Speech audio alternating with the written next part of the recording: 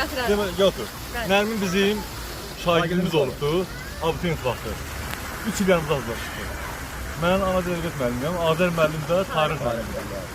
Biz buna həm ilk söz vermişdik ki, özdəkin birinci Qarabağ mən yazmışam. Yüksək balına Kipra filologiya fakültəsində oxuyur. Mənim davamçım olacaqdı. İnşallah. Həm istedadlıdır, musiqini sevir, ədəbiyyatı sevir. Bax belə bir qızdır. Bax belə. Bir ağız onsuz oxuyasınız.